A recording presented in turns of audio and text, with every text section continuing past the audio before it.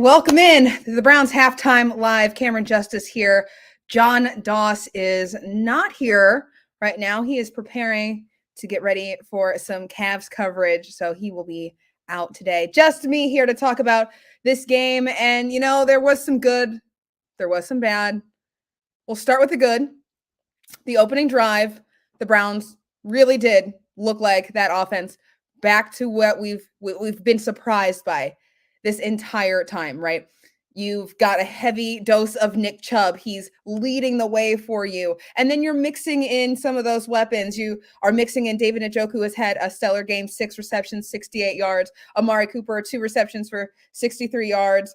You've got a good mix of that. Donovan Peoples-Jones getting a target there as well.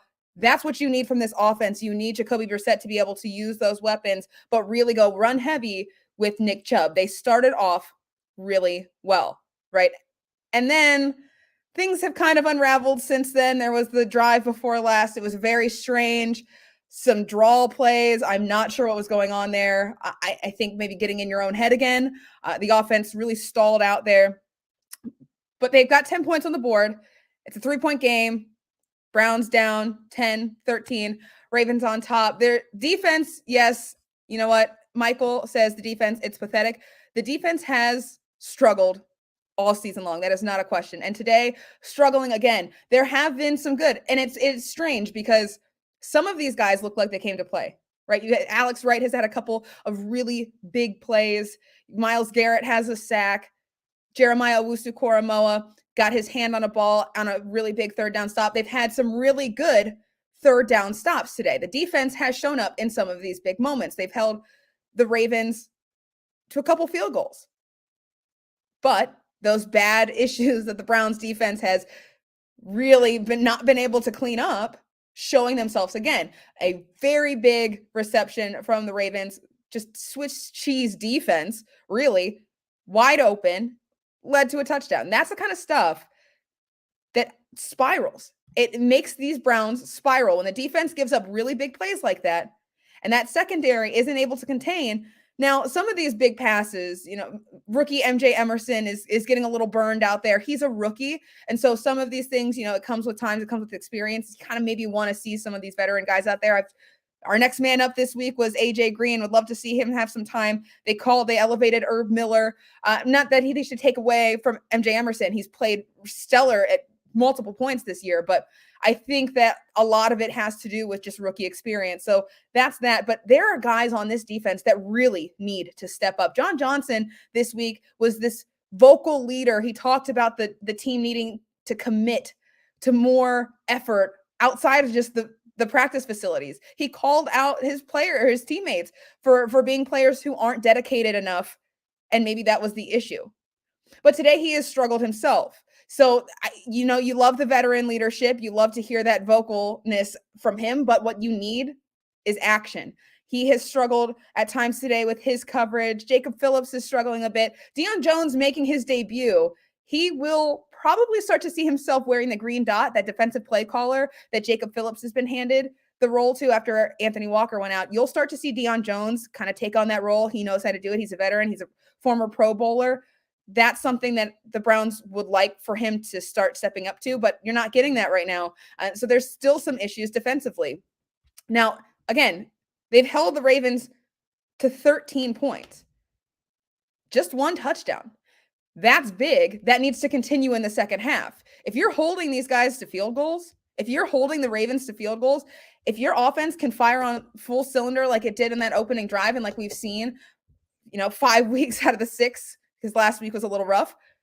If they can do that, this game is not by any means out of reach, but they have to come into the second half and really replicate what they were able to do on that opening drive offensively. The defense, there's issues, there's holes. That's going to be something you work through. If you've got some guys playing well enough to make plays, then you might have a chance in here. Chuck Wilson, Anthony Schwartz missing in action again. Anthony Schwartz inactive today. He is not going to be on that field. He was listed as inactive. They're really trying to work out that wide receiver room. Not only that, but the special teams unit, which has been a very big issue today.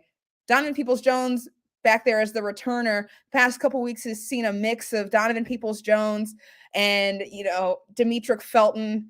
And it's not working. They haven't found that guy to really be that returner after Jakeem Grant was injured in training camp. That's something that they were really looking forward to having. They haven't figured it out. What needs to happen, I think, at this point is, you take what you get. There's no reason they tried to return a kick. It failed them. At this point, maybe don't. maybe don't try, because it's costing you.